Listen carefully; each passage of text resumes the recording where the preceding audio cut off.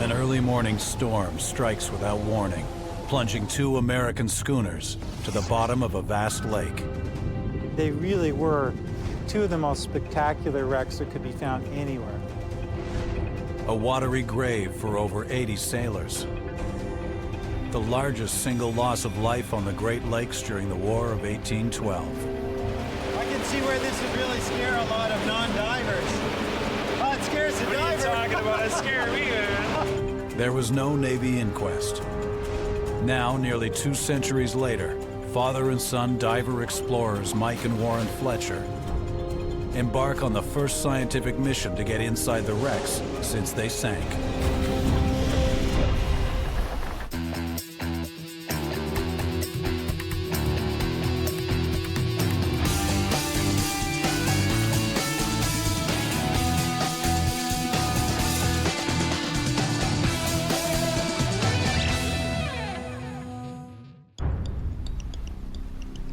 Two of the best preserved wooden shipwrecks in the world lie on the bottom of Lake Ontario in Canada.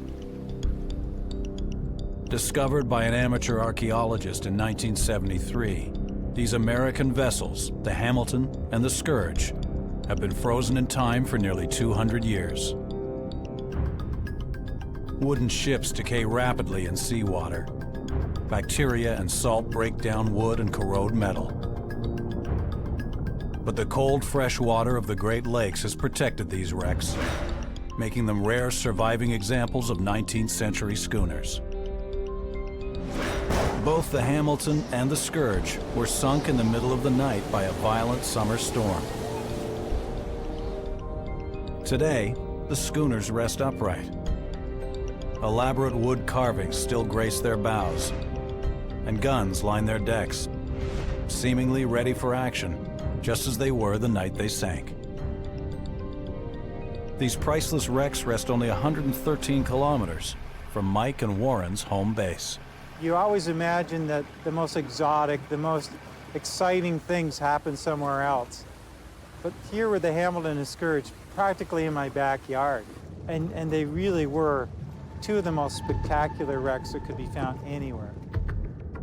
The Hamilton was 20 meters long, weighed 69 tons, and was armed with 9 guns. The smaller 41-ton Scourge measured just 17 meters, but 10 guns lined her deck. Both vessels were simple merchant schooners pressed into service for the American Navy. Roughly 40 or 50 men served aboard each of the converted vessels. 1813. The United States and Britain were in the middle of a 3-year war. A war that would decide the fate of the vast northern territory that is now Canada, and that came to be known as the War of 1812. That spring and summer, the 2 navies engaged in battles across the Great Lakes. On the night of August 8th, 13 American vessels and 6 British faced each other only 1 kilometer apart on Lake Ontario. It was a warm, windless summer night. The 2 fleets silently at rest. Around 2 a.m., a violent storm struck without warning. When dawn broke, the Hamilton and the Scourge were at the bottom of the lake.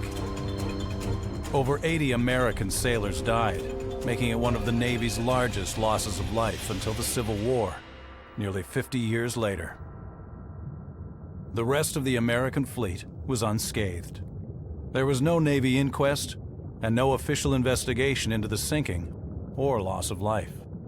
Sailing Master Joseph Osgood, Steward John Cochran, and Boy Joseph Phillips. The United States has designated the wrecks as war graves in what are now Canadian waters. Since 1976, they have been protected as a National Historic Site. The remains of 6 of the sailors lie on the lake bed near the schooners.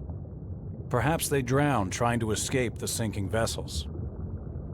The rest of the crew have never been found and could lie within the wrecks. Why so many drowned that night is still a mystery. When I first started hearing about the Hamilton and Scourge, I didn't think about the individuals, but those remains were real people. They had names, they had families. The Fletchers want to find out what happened and why so many perished that summer night. To do so, they need to get inside the wrecks, something that's never been done before.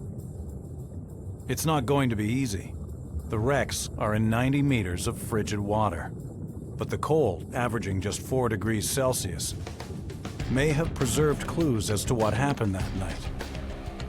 Now, for the first time ever, the Fletchers join forces with a multi-year scientific and archaeological survey of the wrecks to enter this vanished world. By going down below, under the deck, we can really gather the only information that's available. Are there supplies? Are there barrels of food? Is there shot? Is there ballast? All of the things required to make a naval ship operate out on the lake. Are we going to find evidence of that below decks? And that's one of the tantalizing questions. Yeah. No plans or blueprints exist for the interiors of either schooner. The location of walls and supports may shed light on why they went down so fast. The expedition may also find the missing crew's skeletal remains. If the schooners went down suddenly, many may have been trapped below deck. The positioning of their remains could provide evidence of how and why so many drowned. The wrecks are war graves, so the team must station the expedition boat at a safe distance and hold it fast with mooring buoys instead of anchors that could cause damage. Here you can see the wreck of the Scourge, and we've made a deliberate decision to position the moorings almost 100 meters away from the wreck site. In 1980, Canada restricted scuba diving on the site, so they must use remotely operated submersibles, or ROVs, to get inside. The ROVs, we've got the potential to have a lot of bottom time. Yeah. To do a scuba dive, you'd only get a really short bottom time. I mean, if you were really pushing it, you might get 20 minutes, even maybe a half an hour, but you'd be a long time coming back to the surface, I can tell you. The expedition will need every minute they can get to investigate. Without plans to guide them, they'll be flying blind. Access points are limited. The Hamilton has 3 small hatches, and the Scourge, 4. Each schooner also has a small row of stern windows. This will make entry a challenge, but it also may have prevented sailors from escaping. According to the one eyewitness account, the storm hit so suddenly that many could have been caught in the living quarters. To find out, the Fletchers planned to simulate the conditions below deck the night of the disaster. The test will shed light on the challenges faced by escaping crew. Survival systems in Halifax train military personnel and emergency responders how to survive being trapped underwater within a vessel. Mike and Warren want to use its $5 million simulator to learn what the crew would have experienced during the sinking. In a simulation like this, where it's a shipwreck simulation, the big problem is the onrushing water and the disorientation that causes. Really, the only thing that you can rely on is physical reference. And in this particular simulation, there's not much in there for physical reference. It's just an empty capsule with one exit. To make the simulation as realistic as possible, the Fletchers rely on the only eyewitness report. Ned Myers was a gunner on the Scourge and one of only 8 survivors of a crew estimated to be around 45. Writer James Fenimore Cooper, author of The Last of the Mohicans, told Myers' story in a biography published in 1843. The captain looked at the heavens and remarked that the night was so calm and the English were so near. We should certainly engage if there came a breeze. The crew left the sails up, and Myers slept on deck beside his gun. Okay, let's go ahead and turn on the storm conditions. The simulator uses 2 industrial fans to create wind, Turning into a dark and stormy night here. along with wave and rain generators to replicate the weather conditions on the night of the sinking. I awoke in consequence of large drops of rain falling on my face. I meant to go down and get a nip out of a little stuff we kept in our mess chest, when a flash of lightning almost blinded me. All we need now is some lightning. Yeah, some thunder. Our deck seemed on fire, a most awful and infernal din of thunder, and shrieks and dazzling flashes of lightning. the wind blowing all the while like a tornado.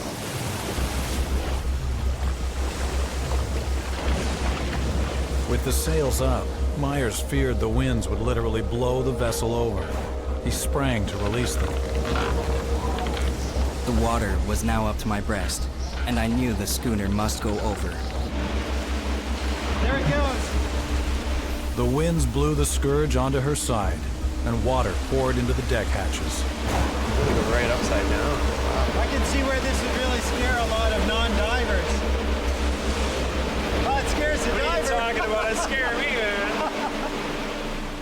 The violent storm that struck both the Hamilton and the Scourge was likely a weather event called a downburst. These intense localized weather systems often occur on the Great Lakes during thunderstorms, striking in just seconds. Cold air from the storm front drops through the warmer air, hitting the lake, and blasts out like an explosion. The initial wind gusts can reach 150 kilometers an hour. They would have struck the sails that Myers failed to release, blowing the schooners over. I have to admit, I don't know what to expect when I get inside this thing. It looks pretty wild. I think it's gonna be pretty intense. Questions still remain. Did the vessel's internal structure inhibit the flow of water? How difficult was it for the sailors to get up onto the deck?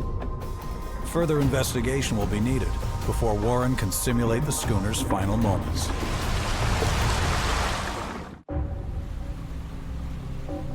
The expedition heads to the site of the Scourge. They hope Ned Myers' account will help guide them inside for the first time in nearly 200 years. Scientists, archaeologists, and marine technology experts make up the 18-member exploration team, determined to study and penetrate the schooners. Archaeologist Jonathan Moore and engineer Bob Clark from ASI Group spent 6 months developing the ROV dive plans for the operation to make the most efficient use of each dive. Jonathan's passion is the vessels and the archaeology of it. The things I get excited about is the technology that we're able to bring. Okay, you're clear. They use a $350,000 ROV, the CI Falcon, connected to the expedition's ship by a tether. It's about 1 meter long, weighs under 100 kilograms, and has a depth rating of 300 meters. Dan Cousineau has logged nearly 200 hours piloting the ROV. He flies it down 90 meters, beyond the reach of sunlight, to find his prey, the Scourge.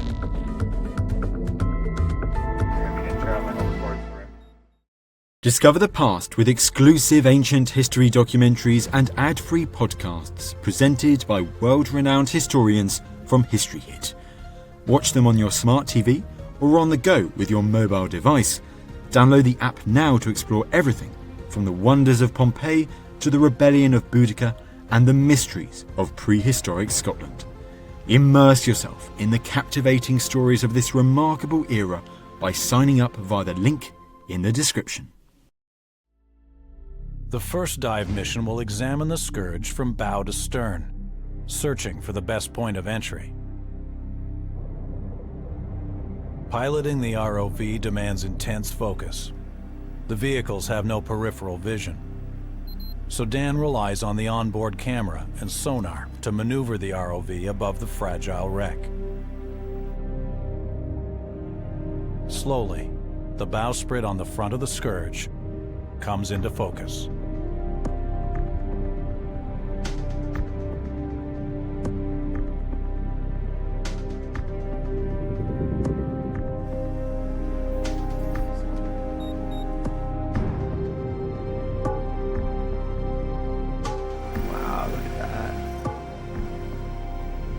Waiting a long time to see the Scourge on the bottom. It's fantastic to finally get to see him. Is that the figurehead of the Scourge? That's right. That's Lord Nelson, famous British admiral. The Scourge was originally a British cargo vessel called the Lord Nelson. Her name was changed, but sailors believe it is bad luck to alter a figurehead.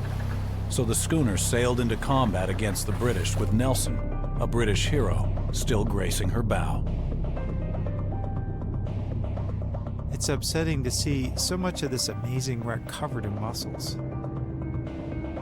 The mussels came in late 80s. They were on the sites by around 2000. Zebra and quagga mussels blanket the wreck. Their added weight increases the danger of structural collapse. Mussels collect their food from water currents, so they rarely migrate into the interior spaces of shipwrecks where the waters are still. The team hoped the schooner's interior has been spared. The interior compartments of the Hamilton and the Scourge were originally designed to carry cargo across the Great Lakes. Normally they carried the cargo down in the hold and put the weight down low. Now they've got all these heavy guns on the deck, and modifications with that have changed the buoyancy characteristics of the ship. It must have. The Scourge's 10 guns added roughly 8.5 tons to the schooner's deck, changing how the vessel handled. Any changes below deck could have affected how quickly water could fill the vessel. This information could help explain the high loss of life. The ROV reveals a bow hatch choked with silt. The stern hatch is also blocked, this time by boarding pikes, used to hold on to other vessels at close range. They need to find another way into the wreck. The ROV moves to investigate the stern of the Scourge. So here, these are sliding window sashes that go up into the transom. Wow. In Myers' account, these windows led to the quarters of Sailing Master Osgood, the Scourge's captain. Glass windows, perhaps raised by Osgood in the hope of relief from the heat during the warm summer night. And look, we're getting a really good view through. Danny, if you can hold the whole position. Second window inside right There's there. another opening. The second opening is an important discovery. The ROV could use it to move from the captain's quarters into the heart of the Scourge. Ned Myers says in his narrative that he made his way to the fashion piece, which is a timber that defines the outer shape of the transom of the stern. Okay, yeah. So this is the spot right here. I stood for an instant on the fashion piece. I saw Mr. Osgood with his head and part of his shoulders through one of the cabin windows, struggling to get out. But the window opening is little more than 20 by 40 centimeters, roughly the size of a laptop computer. Perhaps too small for Captain Osgood to escape. His remains could still be inside. But the window is also too small for the ROV.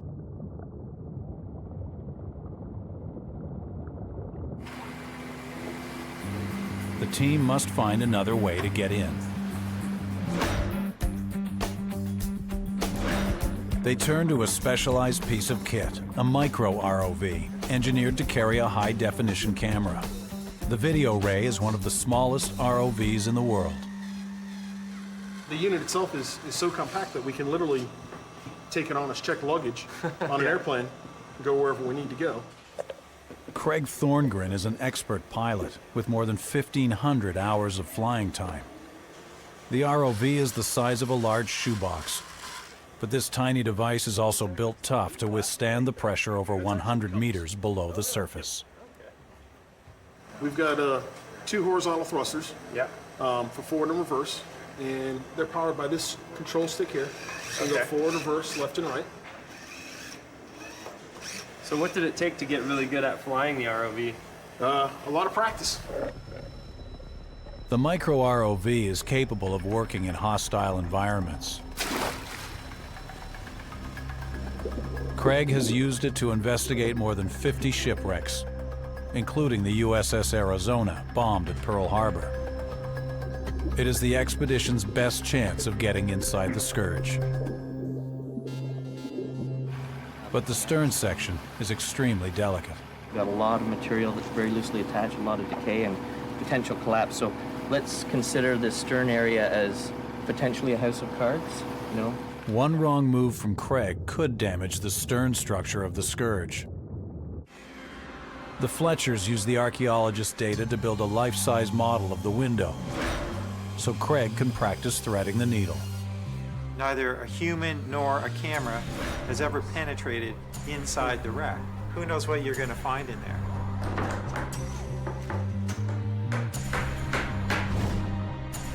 ASI has a 70,000-liter tank used for planning complex ROV field operations like this one.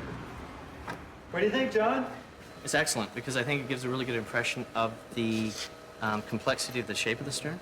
So when the ROV is attempting to fly horizontally, it's coming here at this angle, but this does not present a perfectly flat open window. No. We've got to fly through a fairly complex shaped opening. The pressure is on Craig to prove that he can negotiate the approach and fly through the window without damaging the priceless wreck.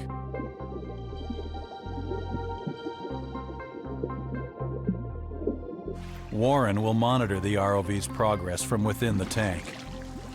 Craig, what we're going to do now is approach slowly and assess the size of the opening. Yeah, it looks like she's going to fit through just fine. Okay. So let's proceed through the opening. This job isn't for shaky hands. Craig must exercise precise control, threading the ROV on a straight path through the complex angle of the window. You're going to have restricted vertical clearance, so you're going to have deck beams above you, and you might not have a whole lot of clearance below you either.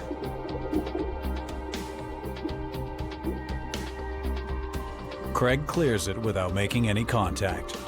Okay, perfect. If Craig makes it into the Scourge, they will first examine the cabin layout and search for archaeological evidence, furniture, personal belongings, and possibly Osgood's remains. From there, they will try to penetrate further and uncover how the schooner's structure may have affected the crew's escape. The flight back through is a little bumpier, but the team can take a bow. They have proven that the ROV can fit through the window. Would you say the pressure's off now that you know that the ROV is going to fit through the window? In a way, I think that it's going to be a lot more difficult on the wrecks. He can't approach from every direction he wants. He's got to come in from the port side, and there are going to be guns and other things that he's got to navigate around. So there's a lot of other factors that are going to make it much more complicated. Every dive's a challenge. There's no doubt about it.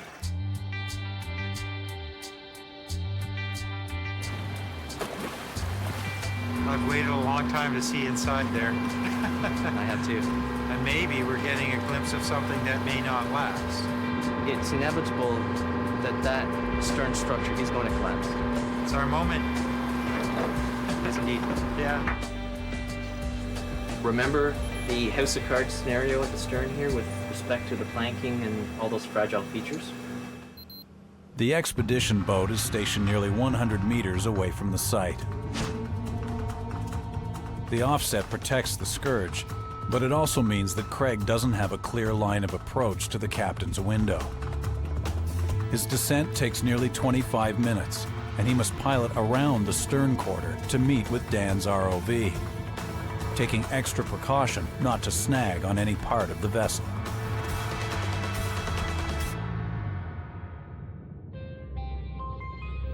Jonathan holds the archaeological permit for the project and must ensure the historic wrecks are not damaged during the exploration. Each ROV trails 240 meters of tether, stretching back to the expedition boat. They must thread their way through fallen sections of fragile mast, rigging, and the pulley-like davits used to lower and raise the Scourge's dinghy. If a tether were to get snagged, it could trap an ROV or worse, damage the wreck while shaking free.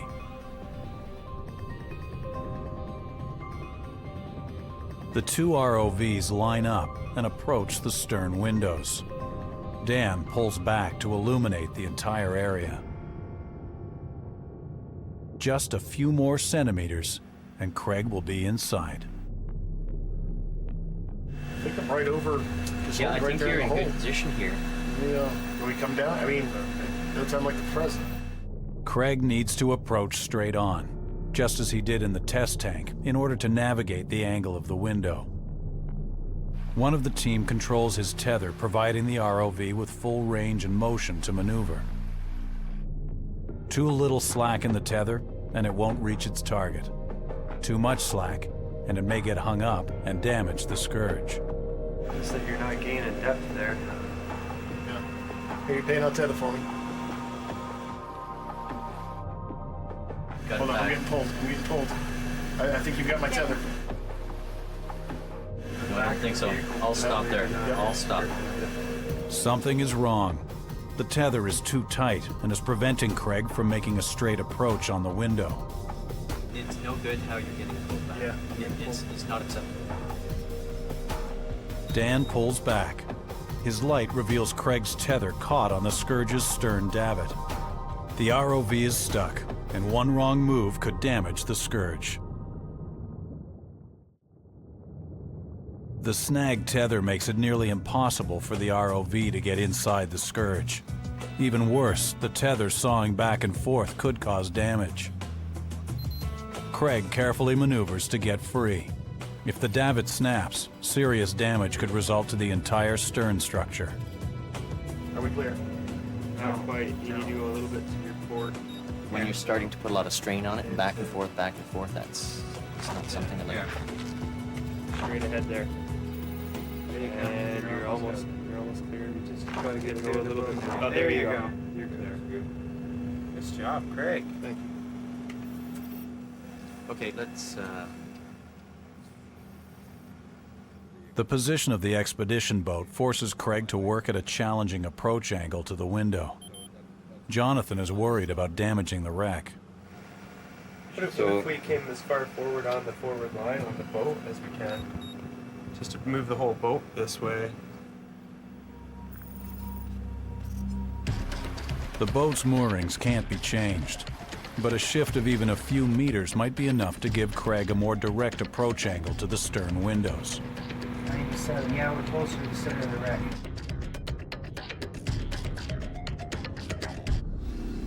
Oh yeah, much better. Is it better? Much better.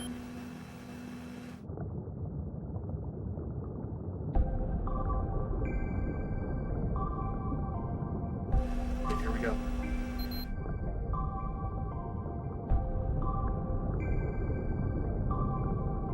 Are you getting pulled back?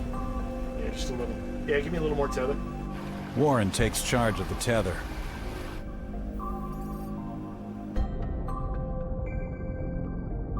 Slow her down. Slow her down. I'm trying.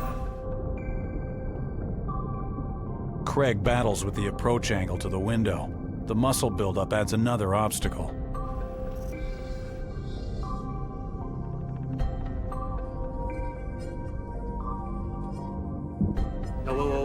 Whoa.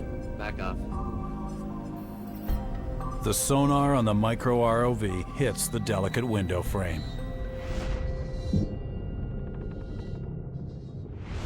I think we need to pull back and let's reassess.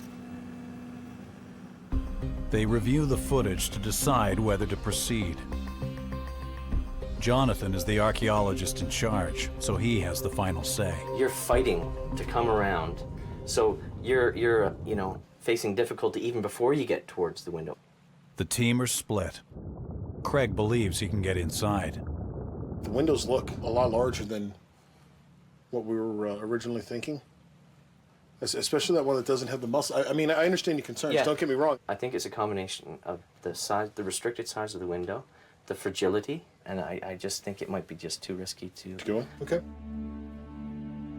Jonathan calls off the attempt.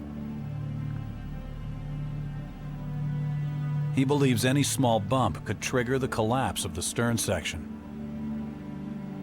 There's a huge frustration for any diver who becomes limited by someone else's rules.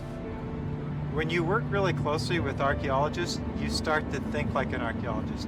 And you start to get really worried about bumping into things or knocking a zebra mussel loose. They need a new approach if they hope to answer why so many men died on the night of August 8, 1813. Mike and Warren investigate another 19th century schooner that shares a similar design to the Hamilton and the Scourge. They hope its internal hull design will shed light on what happened below deck during the sinking. The tiller wreck lays only 7 kilometers south of the Hamilton and the Scourge. She rests in just over 30 meters of water, making her much more accessible. The government forbids the use of scuba equipment for any commercial dive deeper than 30 meters. So the Fletchers must use surface-supplied air to dive on the tiller. Once they surface, they must enter a decompression chamber to purge their bodies of nitrogen gas that builds up in the blood during the dive. Nitrogen, it's not assimilated by your body, all right? So what happens is the gas itself will come out of solution as soon as you hit the surface, and we don't like bubbles in our bloodstream that isn't oxygen. The Fletchers will enter the chamber immediately after surfacing, or risk getting decompression sickness. Full-on commercial diving equipment, very cumbersome. You feel extremely awkward. But I did thousands and thousands of that style of dive throughout my commercial career.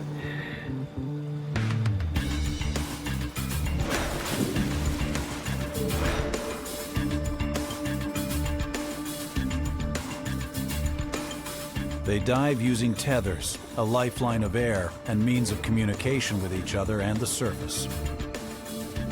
But if they aren't careful, their tethers could become entangled in the wreck. The dive plan gives them just 30 minutes to investigate. Mussels cover the tiller as well. But at 4 square meters, her hatches are nearly 4 times as large as those on the Hamilton and the Scourge. Dad, I'm gonna see if I can enter the ship through the hatch at the bow.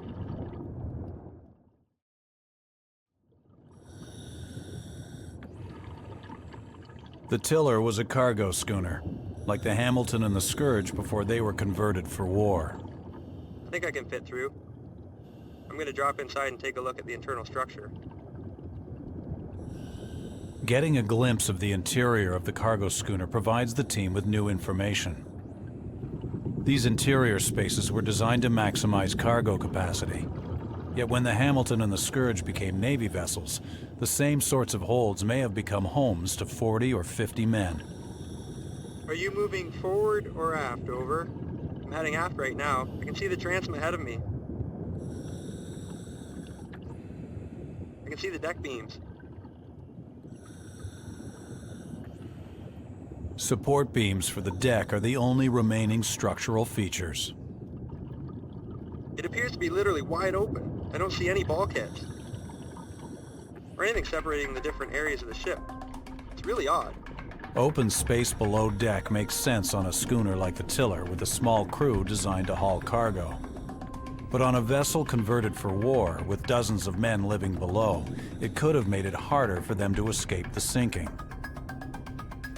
On purpose-built warships of the time, partitions separated the living, fighting, and storage spaces.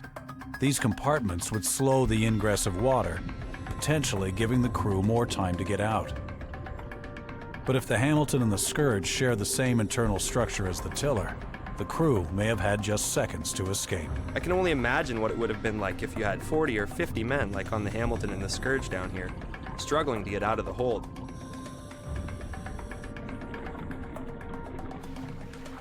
The Fletchers have just 7 minutes from their final decompression stop to surface and make it into the chamber to complete their decompression. Any delay and they risk contracting the bends.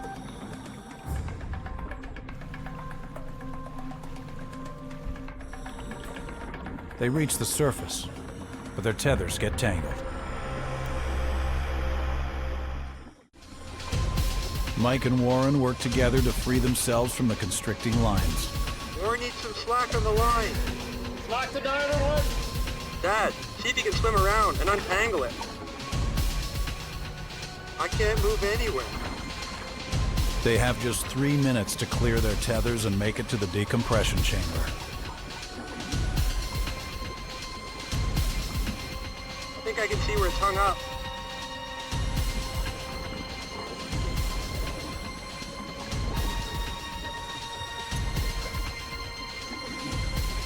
I got it. Warren untangles the lines.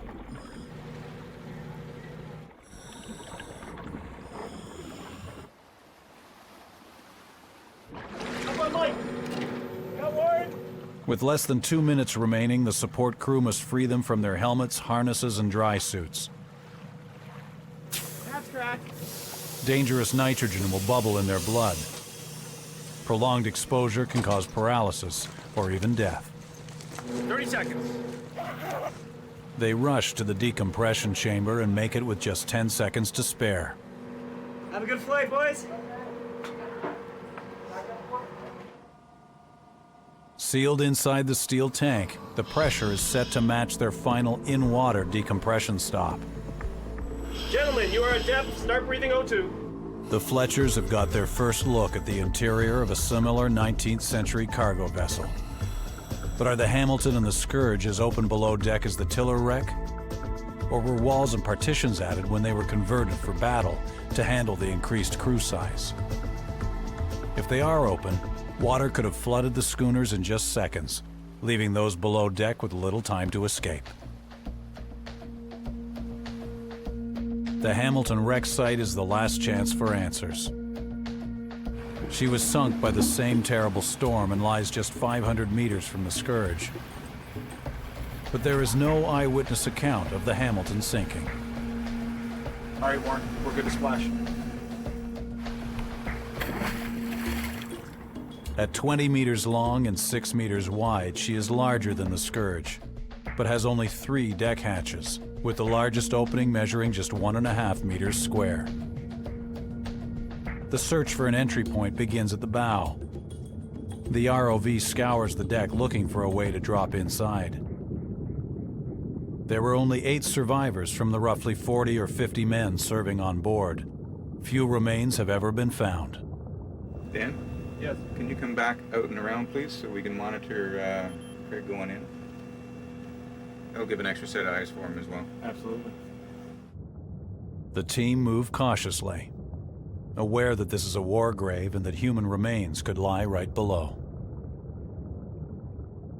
When a drowning victim goes to the bed of the sea or the lake, wherever they sink, they don't move much. Well, that's one of the beauties of the Great Lakes. There aren't the strong currents, the tidal currents, and the big hurricane storms and things that tend to move stuff around on the bottom. It's so still down there. And nor are there the organisms that consume the bones. Both of these wrecks present a really good preservation environment for delicate organic materials such as bones and wood. Craig moves into position above the forehatch. Muscles cover the opening, reducing access. He carefully moves the ROV lower. This time, the maneuver is perfect. He's in. Topside, images of the Hamilton's hold appear on the monitor. Muscles have penetrated the interior, but in much smaller numbers. The team entered the Hamilton's compartments for the first time since the night she sank, almost 200 years ago. We're seeing obviously some kind of debris. Broken wooden planking that might have been cabin fittings or furniture for the crew. Craig rotates just below the hatch, revealing a wide open compartment, much like the tiller wreck. The visible evidence suggests water could have flooded it in mere seconds. It would have been quite something at that spot when the vessel sank. How did Ned describe it? It was like water running into a sluice. Myers believed the storm caught many sailors below deck. Those who were stationed below slept below. I think it probable that as the night grew cool, as it always does on fresh waters, some of the men stole below to get warmer berths. But the ROV is not finding skeletal remains in this part of the schooner. Craig brings the ROV back out of the compartment and directs it aft where it finds the vessel's dinghy. It appears that the Hamilton sank so fast, there was no time to escape. Craig moves to his next target, the aft hatch. How's the umbilical looking, Dan? It's still going in really smooth. It's not touching anywhere.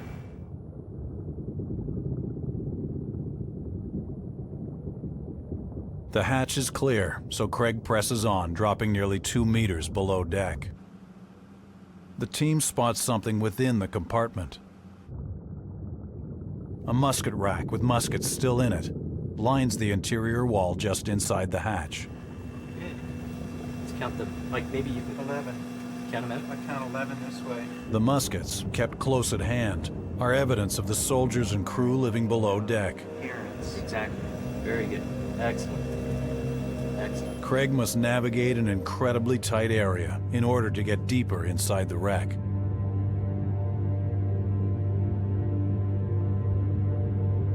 I think you're gonna have to pull back without hitting that stanchion that's right there. We don't want to touch that at all. That's extremely fragile.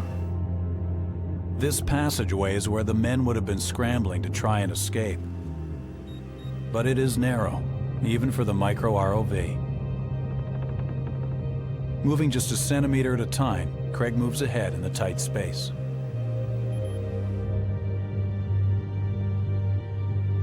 Nice driving, Craig.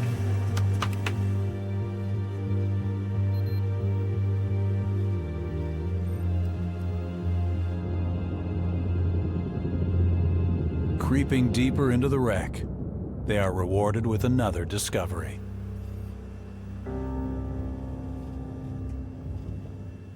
Does this look like the bottom of a shelf here? The team spots something that could be a link to the Hamilton's crew, a horizontal plank. See, that could actually be a bunk. That could be a bunk, and this could be the lower bunk. That could be the It's open underneath. This looks like the crew's sleeping quarters, where sailors may have awakened to an overwhelming onrush of water. So, John, if that is a bunk, if Hamilton met a very sudden end, then this is definitely an area where humans could have been trapped below decks. Absolutely. A blanket of silt covers the deck, entombing the crew's remains forever.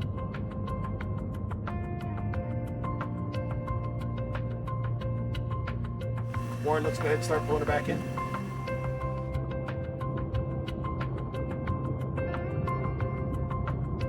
The micro ROV gives the team a window on the past, revealing the interior compartments of the Hamilton.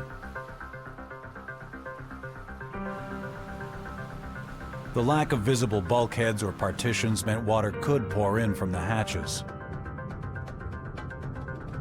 But how difficult would it be for the crews to escape the capsized schooners as they filled with water? At Survival Systems, the Fletchers prepare the simulation of the last moments of the Hamilton and the Scourge. I wouldn't say I'm nervous, but I can feel a little butterfly there. I think it is going to be difficult. I think there's a lot of water moving through one exit, and it's not a particularly big exit, which means the onrush is going to be pretty heavy. Mike stays outside, ready to help if Warren becomes injured. He will also time how long Warren is trapped within the capsule.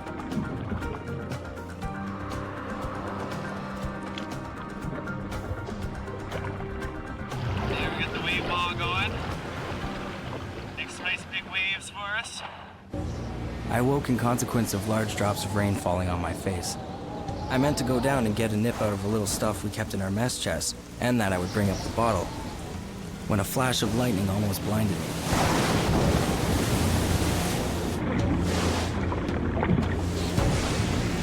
Think we're getting ready. Oh my gosh. This is so intense.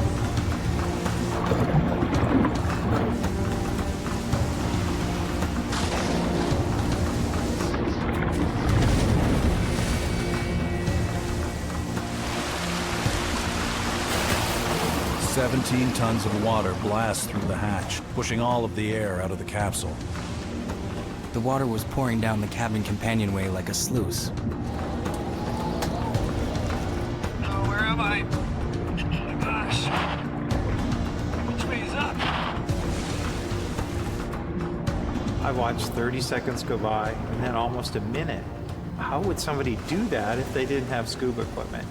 And especially if it happens suddenly and in the dark. After nearly a minute, the standby divers check on Warren to ensure he hasn't been injured.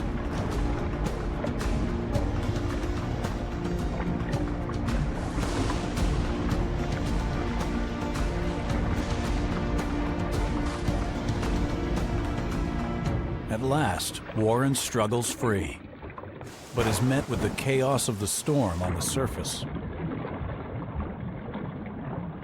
I made a spring and fell into the water, several feet from the place where I had stood. It is my opinion the schooner sunk as I left her. But it happens fast, man, a lot faster than I expected. The water just is, you see it coming in and then you're underwater. Those sailors would have been taken by surprise and would have had just a few terrifying moments to reach the deck. It definitely brings it home for me what actually happened that night and the challenges that these guys were up against, you know, immediately just survive and get out of the ship, and I can see why a lot of them died. Ned Myers was one of the lucky ones. Within moments of jumping into the water, he found the Scourge's dinghy and climbed in. He went on to save the other 7 men who survived the sinking.